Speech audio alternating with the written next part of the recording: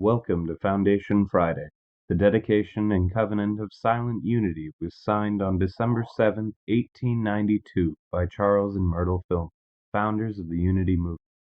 It is unlikely when they signed this covenant that they had any idea how far-reaching unity would be as it evolved into the church we know and love today.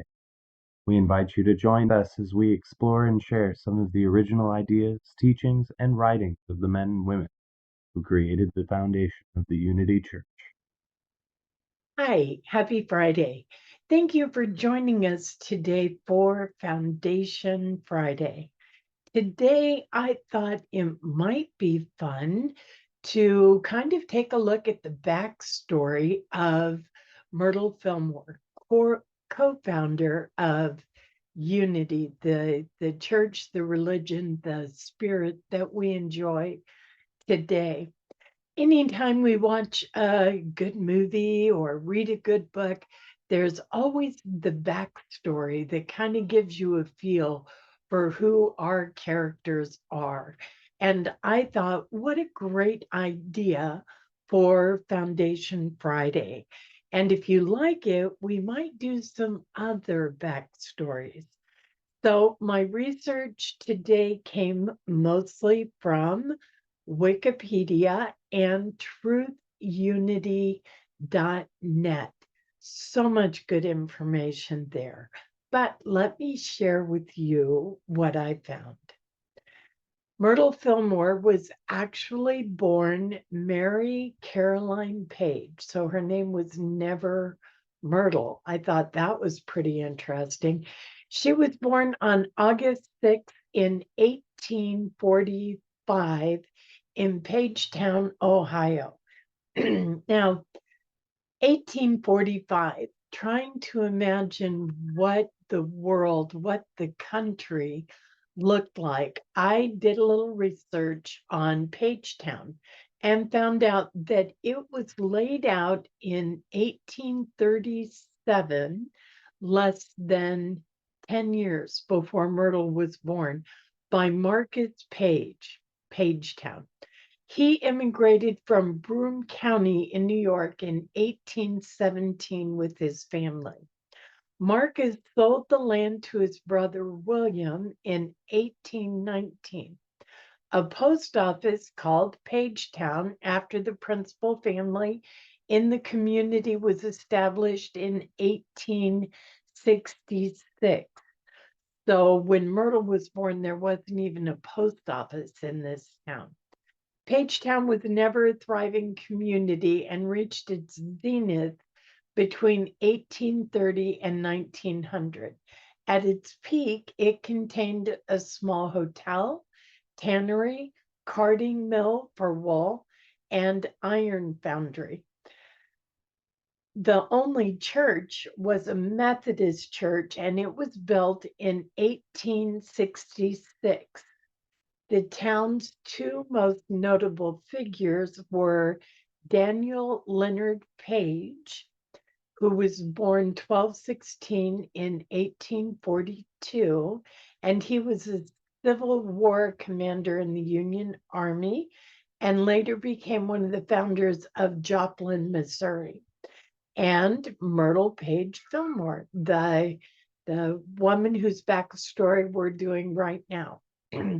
So, as a small girl, Mary adopted the name Myrtle.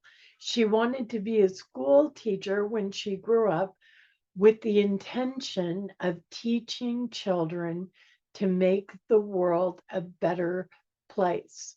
Myrtle was the seventh child out of eight, so almost the youngest. Her dad was an Ohio businessman slash farmer. Her parents were very strict Methodists, but Myrtle rejected their puritanical teachings. Most of her childhood and into adulthood, she experienced all of the ills of mind and body that I could bear. These are her words. Medicine and doctors ceased to give me relief, and I was in despair. After struggling with numerous medical ailments for which Orthodox medicine of the day fell short, she eventually awoke to spiritual self-healing, which she credited for greatly improving her health, including recovery from chronic tuberculosis. Excuse me. And we know that that's how Unity was founded. Also, at a young age, she developed a strong enjoyment of reading. At the age of 21, she enrolled in a one-year literary course for ladies at Oberlin College. So I was curious about Oberlin College. It's a private liberal arts college and conservatory of music in Oberlin, Ohio. It is the oldest co-educational liberal arts college in the United States and the second oldest continually operating co-educational institute of higher learning in the world. The Oberlin Conservatory of Music is the oldest continuous operating conservatory in the United States. In 1835, it became one of the first colleges in the United States to admit African Americans. And then in 1837, 2 years later, it was the first to admit women. Other than Franklin College's brief experiment in 1780. It has been known, Oberlin College, it has been known since its founding for progressive student activism. Isn't that interesting? When I saw that Myrtle had gone to college, I got curious as to what kind of a college would let her in. And I was glad that I did the research on that. So after graduating her one-year college program in 1867, she realized her dream of becoming a teacher, and she taught at public schools in Clinton, Missouri, and later in Denison, Texas. It was there in Denison, Texas, that she met Charles Fillmore, who, of course, was her future husband. They got married in 1881. So it was after the births of their first two sons, Lowell Page Fillmore and Waldo Rickett Fillmore, that the family moved to Kansas City, Missouri. 2 years later, after they moved to Missouri, in 1886, Charles and Myrtle attended together New Thought classes held by Dr. E.B. Weeks. Now, most of us know that that's where the whole idea of healing began. But I was curious about E.B. Weeks, and finding information on him was a little bit tough. I was able to go into the Unity archives at the website I told you about, truthunity.net, and kind of went down a rabbit hole to find out a little more about E.B. Weeks. He is known as the person who told Myrtle Fillmore, "You are a child of God, therefore you do not inherit sickness," which is generally considered the seminal event that started the Unity movement.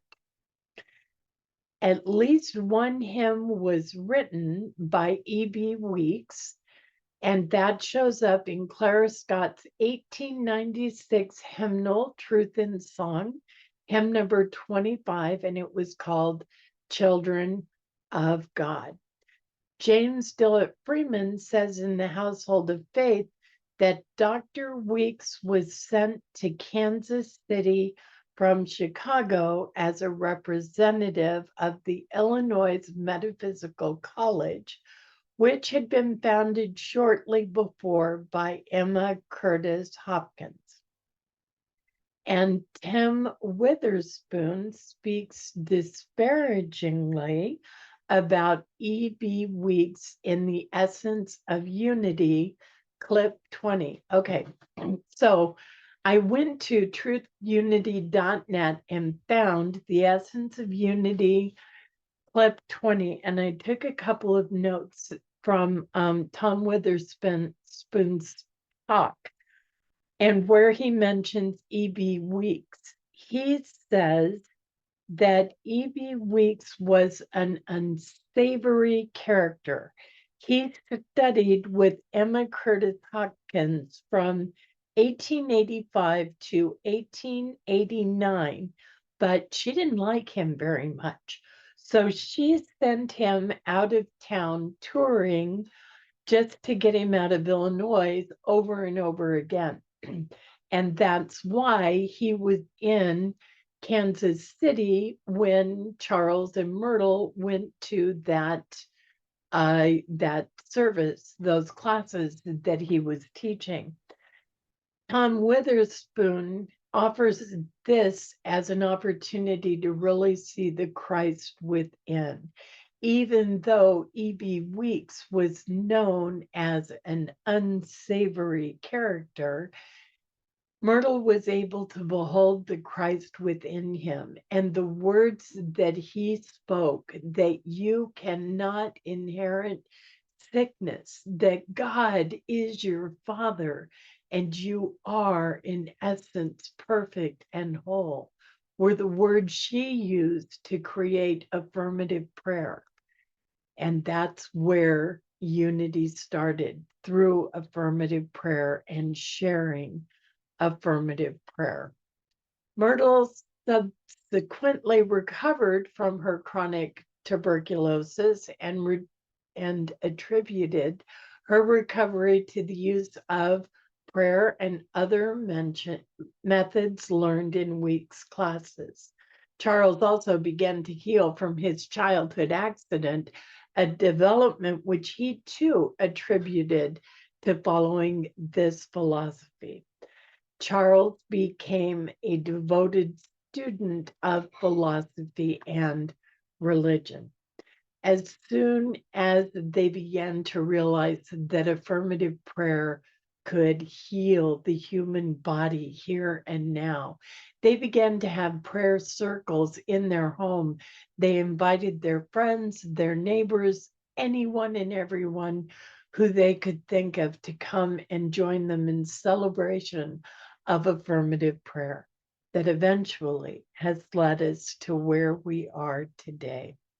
Myrtle Fillmore died October 6th, 1931, at the age of 86. So I hope you have enjoyed this opportunity to learn a little bit about Myrtle Fillmore's backstory. Let me know in comments what you think. We are always looking to provide you with content that's informative and fun. Happy Friday. Thank you for joining us. Namaste. Thank you for joining us, and let's stay connected and grow in spirit. We are on Facebook. Search for Unity Church of El Cajon and follow us and like our posts. You can reach us on YouTube at Unity Church of El Cajon.